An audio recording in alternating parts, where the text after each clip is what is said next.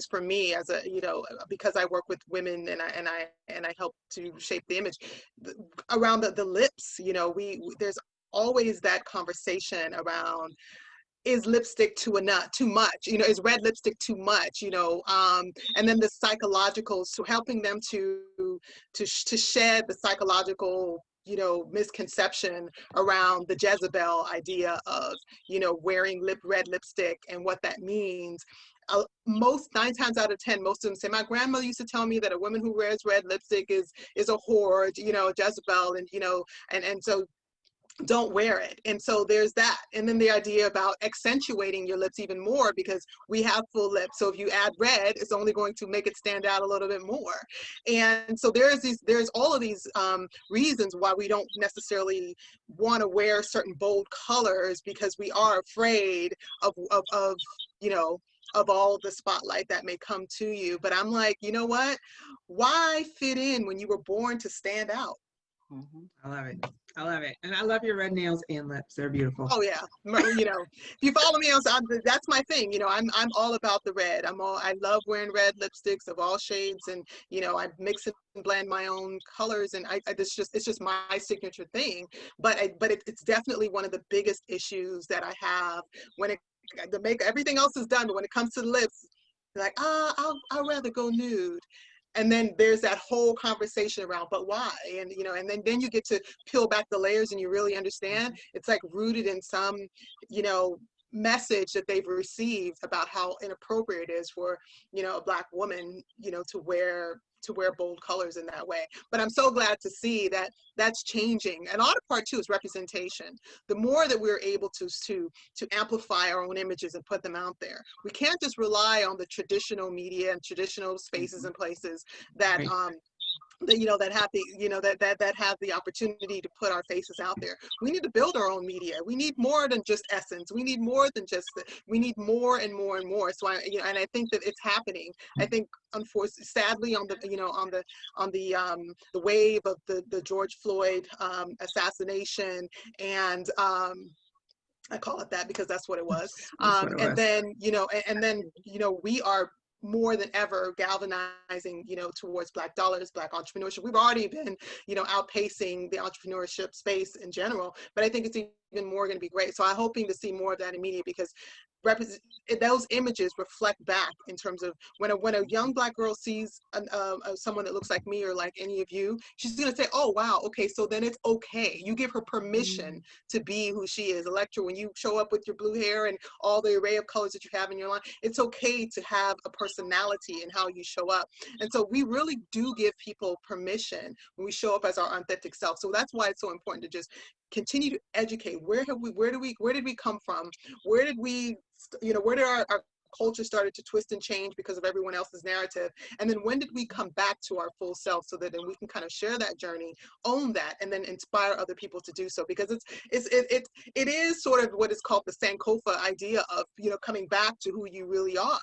You unfortunately, like, that's literally our truth and our reality.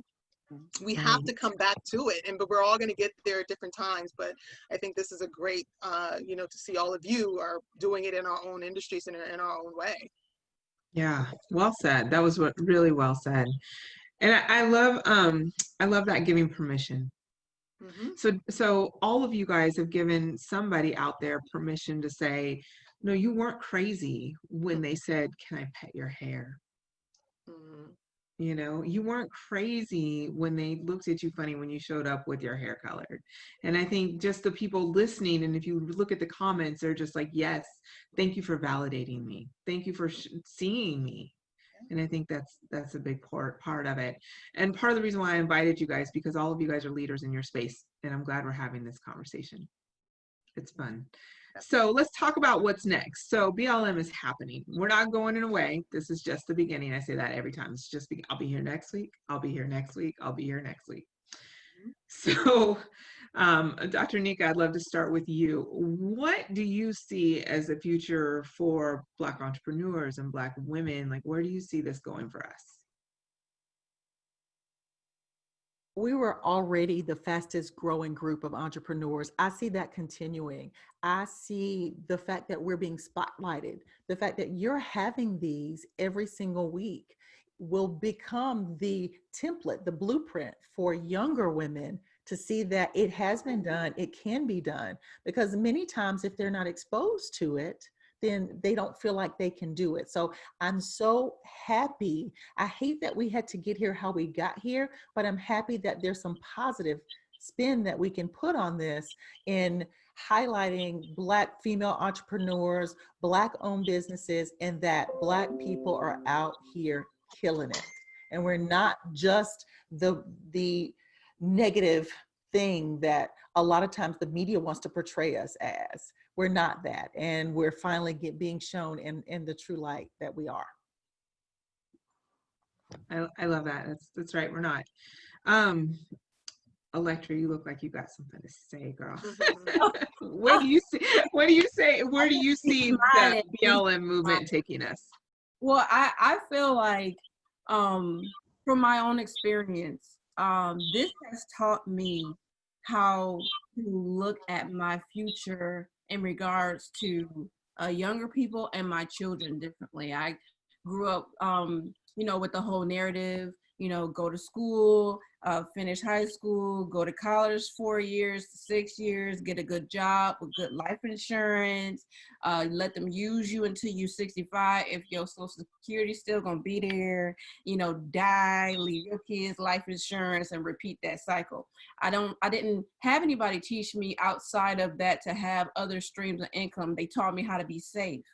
They taught me how to make sure that even though it's going to take me 2 weeks to make what I can make in 2 days, if I had the right people surrounding me, they taught me that at the end of the 2 weeks, if you just show up and you have this job, you're going to get a paycheck. You know what I'm saying? That's safe. So with my kids, I'm teaching them it's okay to work for somebody else, child, because it took me a long time to find out who I was going to be. I still don't know, but I'm liking this other person. But I just want you to have more than one stream of income, and it don't always have to be multi-level marketing. Why are you here? I ask my kids, why are you here? What do you like to do? What were you born to do? What are you good at that you could do for the rest of your life, even if you don't make a lot of money, that you can die doing? I ask those questions now because I'm a little bit more free. I have the opportunity. Social media has given me other avenues to explore, getting money a different way other than, can you hire me? Even though it's not what I was to do, I just need something to pay my bills. Now, I learned that a job tells you what you're worth, but you tell yourself what you're worth when you work for yourself.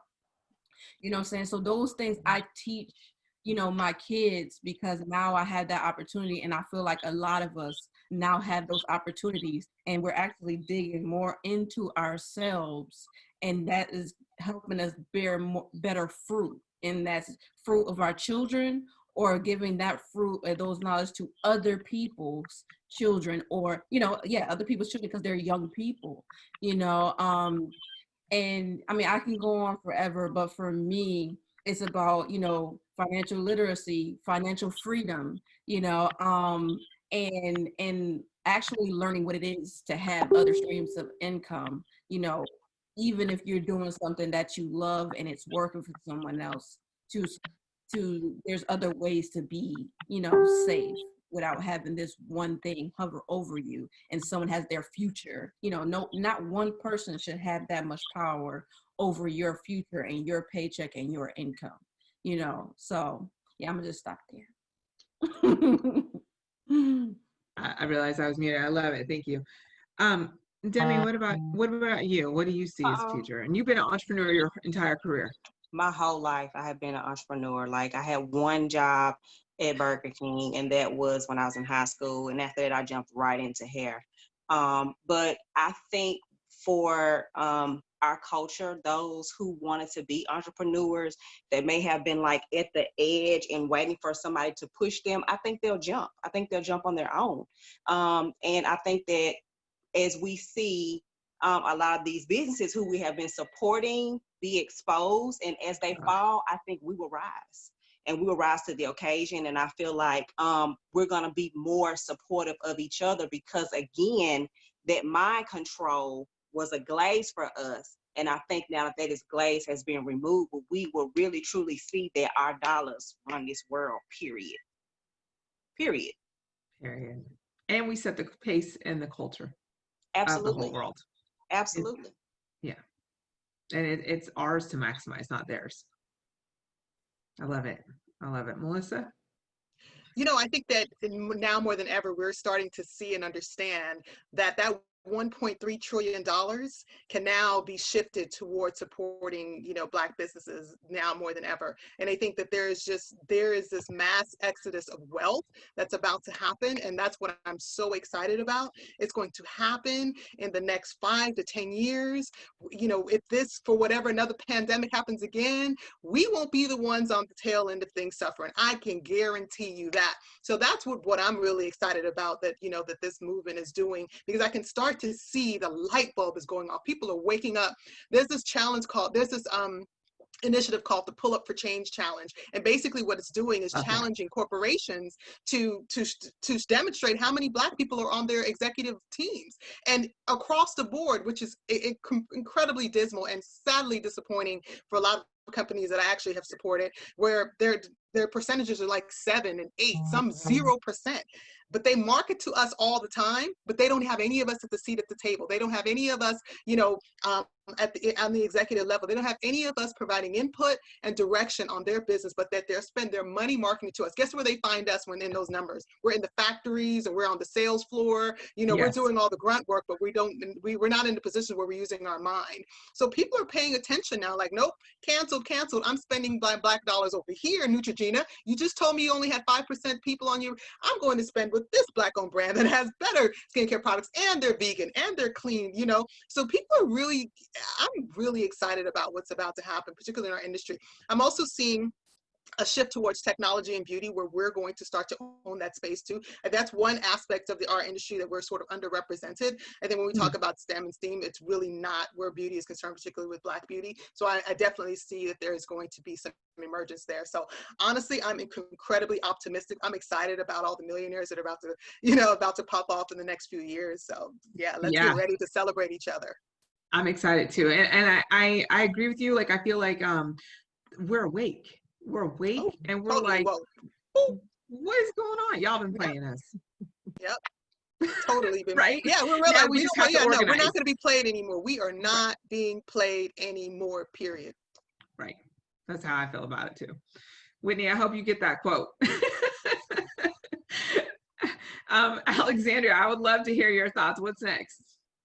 So what's next is I want to challenge every woman who is interested in this conversation and has been inspired by what the movement for Black Lives that has started the Black Lives Matter protesting since Trayvon Martin's untimely death.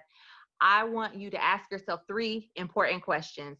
Number 1, what is the real vision for my life that I have for myself? The authentic vision, not the artificial vision, not what the beauty standards have told you that you're supposed to be, not what your mama and them said that you gotta be, not what you even told yourself in order to get from here to there that you need to be. What is really lurking in your heart, right?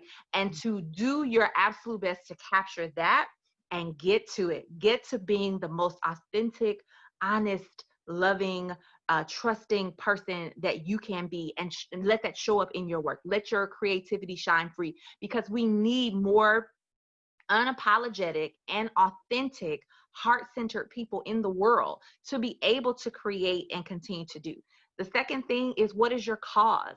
What is the vision that you have for naming a cause? Perhaps police brutality, although it's helped you begin to have these conversations, perhaps police brutality is not the cause that you want to hang your hat on every single day of your life. However, maybe take the rest of the year and choose one cause that you know impacts you or your community, especially something that centers on women and girls, and own that cause. Find your local organization, help them fundraise, get the word out about what they're doing to solve that problem. Education is is a great option there. You know, doing mentorship programs for young girls, access to literacy, healthy foods. I mean, there's a list of things that our community is desperate to have champions for, right? And so you have the opportunity to be that champion. And the third question I would ask you is, what community am I connected to that is going to help me stay accountable to this, that it's not just, we don't need another dead body on our hands collectively for us to take action.